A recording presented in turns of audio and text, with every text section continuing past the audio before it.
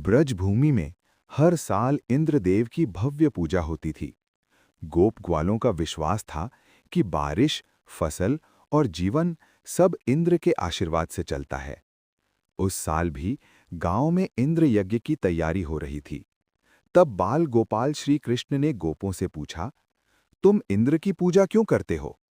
गोप बोले, वही बारिश देते हैं, वही हमारी रक्षा करते हैं। कृष्ण मुस्कुराए और बोले, बारिश प्रकृति से होती है। तुम्हारा जीवन गिरिराज गोवर्धन, गायों, जंगल और तुम्हारी मेहनत से चलता है। जिस पर तुम निर्भर हो, उसी की पूजा होनी चाहिए। कृष्ण की बातों का असर हुआ। उस साल इंद्र यज्ञ के बदले गोवर्धन पूजा हुई। अन्न, दूध और फल गिरिराज को अर्पण किए गए। ये देखकर इंद्रदेव का अहंकार जाग उठा। क्रोध में उन्होंने ब्रज पर भयंकर आंधी, बिजली और मूसलधार वर्षा बरसा दी।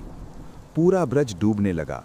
गायें, बच्चे और वृद्ध भय से कांप उठे।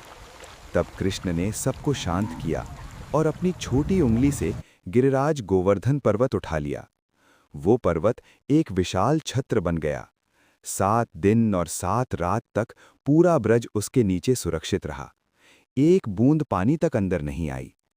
इंद्र ने जब ये दृश्य देखा तो उनका अहंकार टूट गया। उन्होंने वर्षा रोक दी और श्री कृष्ण के चरणों में नतमस्तक होकर क्षमा मांगी। कृष्ण ने पर्वत वापस रख दिया और कहा, शक्ति अहंकार में नहीं, भक्ति, ज्ञान और विनम्रता में होती है।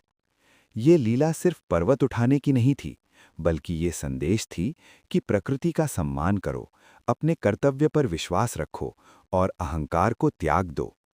आज भी गोवर्धन पूजा हमें याद दिलाती है, जो कृष्ण के शरण में होता है, उस पर कभी कोई आपदा भारी नहीं पड़ती।